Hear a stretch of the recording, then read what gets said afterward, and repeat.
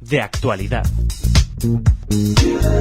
Hola oyentes de Radio Sefará, tenemos el gusto de tener por la línea telefónica a Gabriel Ventasgal desde Israel. ¿Qué tal, Gabriel? ¿Qué tal? Un gusto, Jorge.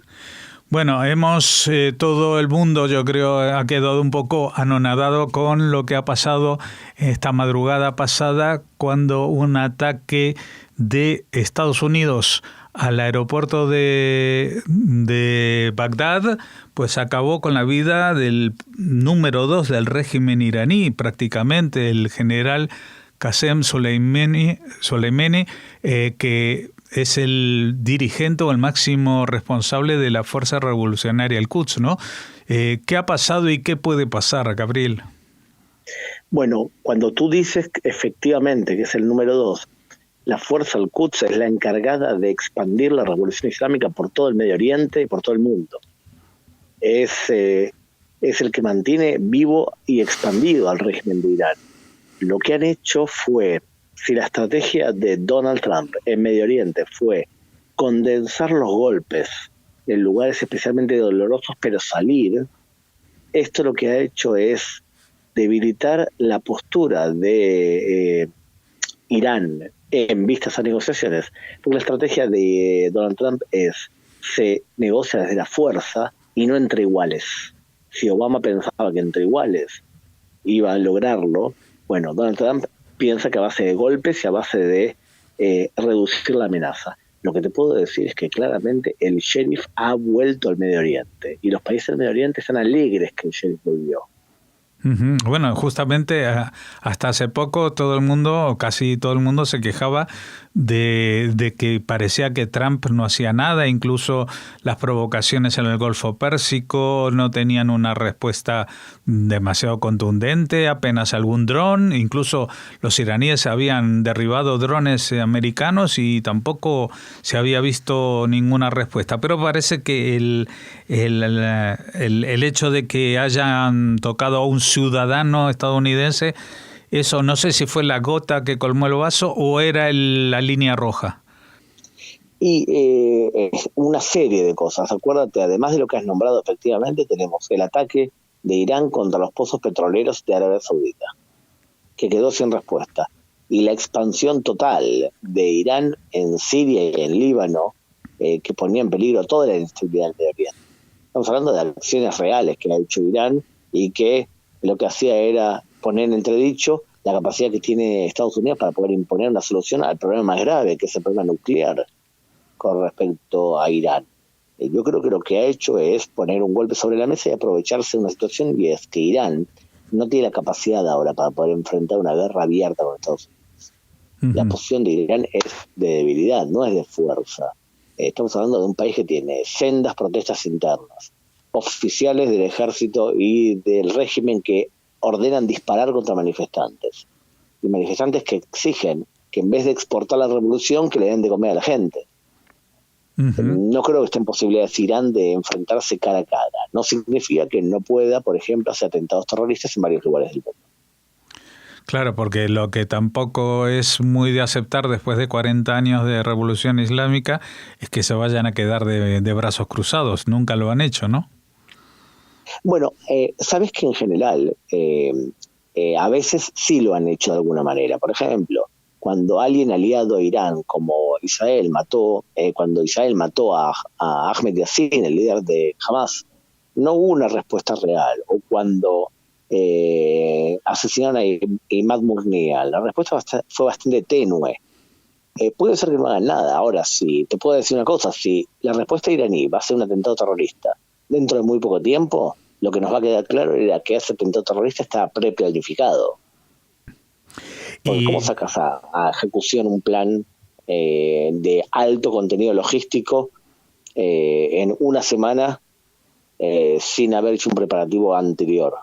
Claro. ¿Hay alguna sensación en Israel de que se pueda llegar a repetir el escenario de la primera invasión de Irak por Estados Unidos en el año 91, cuando entonces el régimen de Saddam Hussein disparaba estos misiles supuestamente cargados también de gases contra Israel, que levantaron la alarma en Israel? ¿Se puede repetir ese escenario que de pronto Irán en un enfrentamiento contra otros, pero dispare contra Israel? Sí, lo que tú dices se llama la teoría del chivo expiatorio o la gota de escape.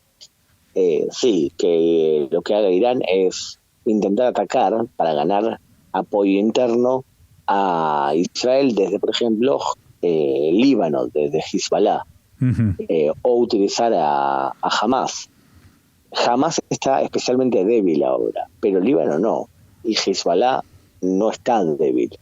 Podría llegar a pasar, y por eso, de hecho, el primer ministro de Israel lo que ha hecho es regresar del viaje que estaba en ese momento, y los servicios de inteligencia están muy alertas porque temen justamente que Irán intente replicar lo que ocurrió hoy en Irak con un ataque contra Israel. Bueno, de hecho, junto con con este general iraní murió el máximo representante de Hezbollah en Irak. Tal cual. O sea, los que seguro van a sentirse afectados con todo lo que ha ocurrido hoy son los proxies. Irán, Hezbollah, los hutíes en Yemen, los grupos paramilitares en Irak. Todos ellos evidentemente se verán afectados porque simplemente el embajador de ellos y quien los financiaba, entrenaba y alentaba fue asesinado. Ahora, este personaje Soleimani, hemos pasado un poco por encima de él, pero es cómo se llega a una posición de fuerza tal que es más importante él que el jefe de Estado Mayor interno de Irán, ¿no? A mí se me ocurría, mientras oía las noticias, de que esto, de alguna manera, muy lejana, pero me recordaba la posición del Che Guevara cuando se va a exportar la Revolución Cubana por Sudamérica, ¿no? Muy buena comparación, porque el espíritu de la Revolución Cubana debía ser expandido y llevado a otros países. Y la figura y el mensaje misterioso del Che Guevara, mira, me has dejado pensando, porque me acaban de entrevistar de un medio de comunicación de Chile y me preguntaron justamente la misma pregunta, y no tuve la agudeza de poder hacer esa comparación, que realmente es más exacta todavía que lo que dije. Sí, porque Soleimani era el James Bond del régimen iraní y era la figura que mantenía el estirpe de la revolución en todos los lugares. Algunos dicen que tenía más poder incluso que Ali Khamenei, el presidente, o sea, el líder de la revolución islámica, el sumo ayatollah. Otros dicen que había la posibilidad de que tras Khamenei, que está enfermo, sea nombrado justamente Qasem Soleimani como líder máximo de Irán. Por lo tanto, estamos hablando de alguien que realmente tiene un peso específico dentro del régimen muy grande. Ahora, estabas hablando antes de que seguramente los proxies, los grupos, digamos, asociados o delegados de Irán en Oriente Medio, como citábamos Hezbollah, incluso Hamas, las milicias chiitas en Irak, algunos aliados en Siria, tengan una respuesta más o menos inminente. Pero ¿crees que a largo plazo, es decir, de aquí a 2 o 3 semanas, puede haber algún episodio más intenso, más importante, o que Estados Unidos va a estar muy vigilante? Y también, ya como hacen los periodistas cuando le preguntan al primer ministro, una segunda pregunta, ¿y Rusia qué va a hacer?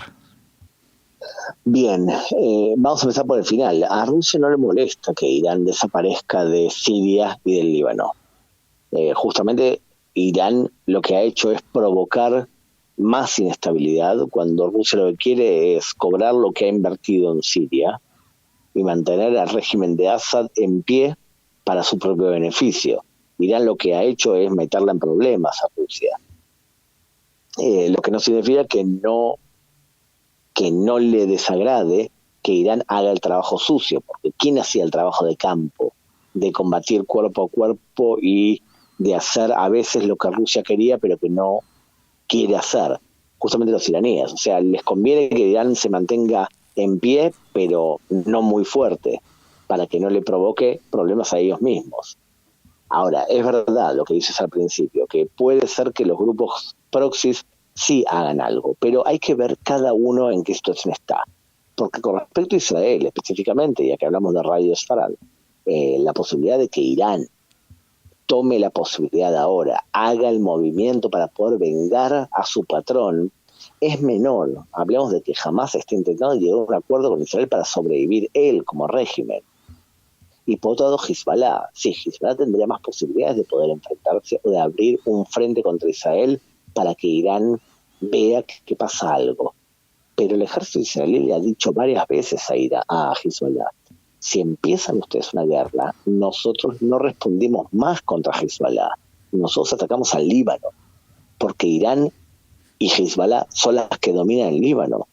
La estrategia de Israel ha sido y ha dicho claramente: nosotros atacamos la estructura del Líbano y tenemos una guerra contra el Líbano como país, no más contra Hezbollah, contra el Líbano. La pregunta es si el grupo Hezbollah está dispuesto a llevar a todo el Líbano a una guerra ahora. Y te voy a hacer una última pregunta que quizás es la que a mí me provoca más dudas. ¿Por qué esto que ha pasado ahora no lo hizo Israel antes? Es decir, ¿por qué si existía esta personalidad tan potente dentro del régimen iraní que estaba actuando fuera de Irán y seguramente estuvo en territorio sirio en más de una ocasión? ¿Por qué Israel nunca llegó hasta él? ¿Por cuestiones de una posible respuesta? ¿Por falta de medios? ¿O por una cuestión de presiones, como diciendo esto, los americanos dicen esto déjamelo a mí porque es un asunto entre él y yo? El jefe del Mossad hace un año justamente insinuó que Israel o había estado a punto de asesinar a Soleimani o lo había podido hacer y no lo hizo. Cuando Israel es el que ejecuta algo así, las posibilidades que hay una respuesta en contra de los judíos del mundo o en contra de Israel es mayor. Pero ¿qué pasa si lo hace Estados Unidos? Las posibilidades que nos veamos nosotros afectados como israelíes es menor. ¿Estamos de acuerdo? Uh-huh. Lo ha hecho en la gran potencia. Ahora bien, no descarte, Jorge, dentro de unos meses, dentro de unas semanas, que todos descubramos que alguien ayudó a Estados Unidos con información. No descartes la posibilidad de que israelíes hayan ayudado activamente en lo que acaba de ocurrir y que las glorias se las lleve también Trump. No, eso está claro. Lo mismo que estas declaraciones desde la semana pasada, que yo comentaba que me hacía mucha gracia, de Hamás acusando a la autoridad palestina de haber ayudado a Israel a matar al jefe de la yihad islámica palestina, cuando fueron los propios de Hamás los que más o menos le pusieron la X encima, ¿no? Sí, tal cual. No hay que creer demasiado a veces con las declaraciones, ¿no? Uh-huh. Bueno, Gabriel Ventasgal, sabemos que estás muy ocupado porque en un día como hoy que ha pasado esta, pues te están llamando de muchos medios de muchos países del mundo. Así que te agradecemos que nos hayas dedicado estos minutos y te dejamos que puedas atender a alguien más antes de que entre el Shabbat. Muchas gracias. Un abrazo grande, Jorge. Un abrazo grande a tu audiencia. Thank you.